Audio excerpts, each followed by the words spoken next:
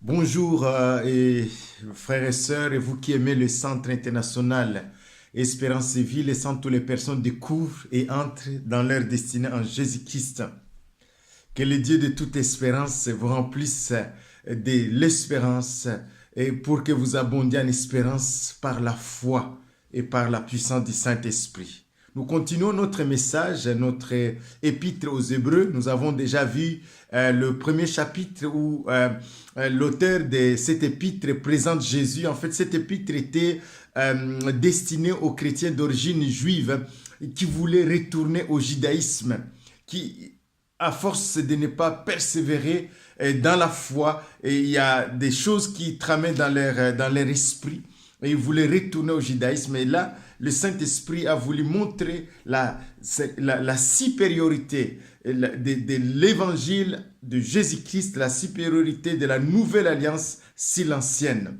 Il a présenté Jésus comme l'empreinte même de la personne divine, l'expression de sa gloire. Et il a créé, Dieu a créé par Jésus-Christ. Il a présenté Jésus comme supérieur aux anges. Et la fois passée, dans le chapitre 3, il a présenté Jésus comme supérieur à Moïse. Moïse a été un serviteur extraordinaire, mais Jésus est fils. Il est le fils de Dieu. Au chapitre 4, il va présenter en fait le Canaan. Il va essayer de comparer Canaan avec le royaume des cieux, comparer Josué avec Jésus-Christ. Au chapitre 4, au verset 1, « Craignons donc, tandis que la promesse d'entrer dans son repos subsiste encore, qu'aucun de vous ne paraisse être venu trop tard, car cette bonne nouvelle nous a été annoncée aussi bien qu'à eux.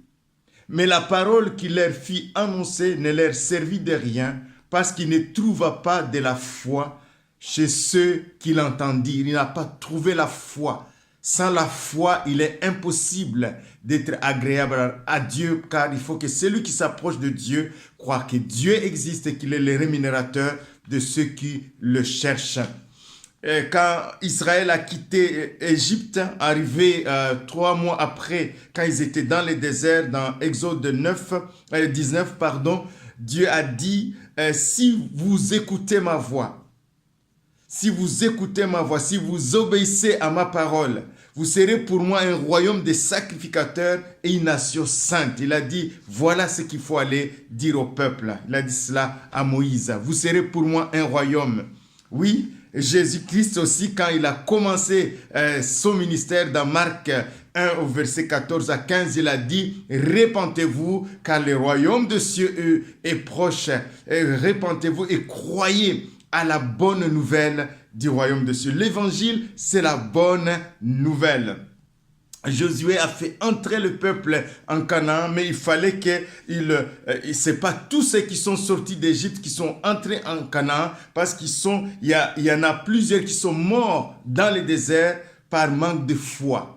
Parce qu'ils ont été désobéissants à la parole de Dieu. Donc, l'épître, le Saint-Esprit veut nous attirer notre attention. Il dit, voilà ce qui est arrivé aux gens qui ont traversé même la mer Rouge, qui est le symbole du baptême. Ils ont été baptisés à Moïse, mais ne sont pas entrés en Canaan. Nous pouvons aussi passer par les eaux du baptême et ne pas bénéficier de tout ce que le royaume des cieux contient. Nous devons vivre la vie du royaume ici et maintenant en attendant d'aller dans l'éternité. Donc il y a un repos réservé aux enfants de Dieu. Il y a un repos. Jésus-Christ, quand il nous sauve, nous passons de la mort à la vie. Nous sommes nés d'esprit, notre esprit est régénéré. Nous pouvons entrer, nous pouvons bénéficier de la vie de Christ, comme dans le chapitre précédent. Nous avons vu que nous sommes participants de Christ. Nous sommes la maison de Christ. Nous pouvons vivre la paix de Dieu. Nous pouvons vivre l'amour de Dieu. Nous pouvons vivre la joie de Dieu. Nous pouvons vivre tout ce qui est de Dieu, la vie de Dieu. Jésus dit, je suis venu afin que mes brebis aient la vie et qu'elle soit en abondance. Nous pouvons vivre tout ce qui est divin ici même, sur cette terre. Mais il nous met en garde. Il dit, pour vivre ces choses, pour entrer dans le repos de Dieu, il faut croire.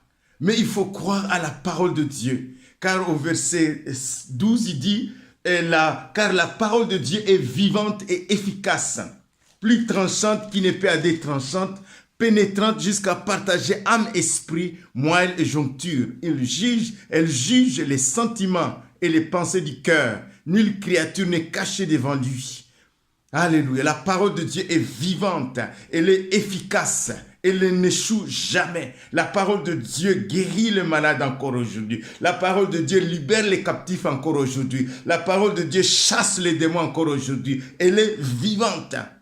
Dieu est vivant, sa parole est vivante, elle est efficace, elle n'échoue jamais.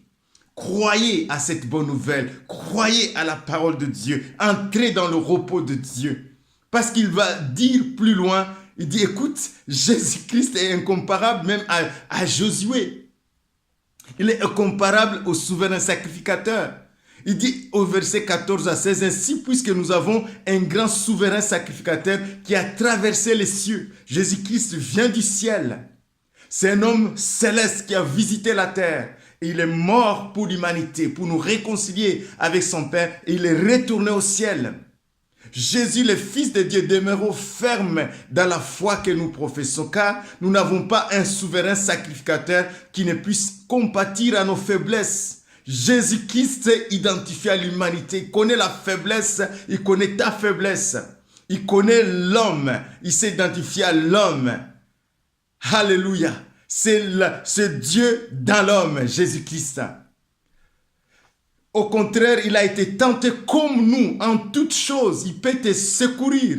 Nous, sans commettre le péché, approchons-nous donc avec assurance en Jésus, au travers de son sang. Il est au ciel, il est à la droite de Dieu, il intercède pour nous. Quand nous nous approchons de Dieu au trône de la grâce, de la faveur imméritée, afin d'obtenir miséricorde et trouver grâce. Quand nous nous approchons en Jésus-Christ, maintenant nous trouvons grâce pour être secourus dans nos besoins. Je ne sais pas quels sont tes besoins aujourd'hui. Les uns, c'est la guérison. Ils sont malades, ils veulent être guéris. D'autres, ils ont des problèmes financiers. D'autres, ils sont dans des situations compliquées, que ce soit au travail. D'autres subissent des divorces. D'autres sont abandonnés. Mais Dieu, ce matin, nous dit, approchons-nous du trône de la grâce. Oui, Jésus-Christ est assis à la droite de Dieu. Il intercède pour toi. Nous nous approchons ce matin, papa. Au nom de Jésus-Christ, oui, nous voulons entrer dans le repos de Dieu, le repos du cœur, le repos de l'esprit. Saint-Esprit, accorde la paix à mes bien-aimés qui entendent cette parole aujourd'hui. Parce que ta parole court avec rapidité. Ta parole guérit encore le malade aujourd'hui. Ta parole, elle est tranchante, elle est pénétrante, plus qu'un scanner. Dans l'âme, il sépare l'âme et l'esprit. Il entre dans les éléments immatériels de l'homme pour séparer et mettre le divin dans l'humain. Ta parole, elle est vivante, elle est puissante. Dieu a créé par sa parole. Dieu crée de nouveaux horizons pour toi, au nom de Jésus. Seigneur, ta parole, elle est créatrice, elle est libératrice, elle est guérissante. Merci, Seigneur, pour ta parole.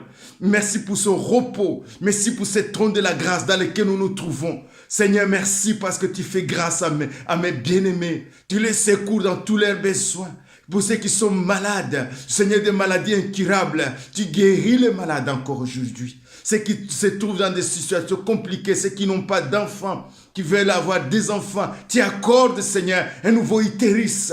Seigneur, tu vivifies leur utérus au nom de Jésus. Et tu donnes la vie à ceux qui sont morts. Merci, Seigneur, pour le repos. Nous entrons dans le repos de Dieu en Jésus. Soyez bénis, mes bien-aimés, et à bientôt pour les chapitres suivants. Soyez bénis. Bye bye.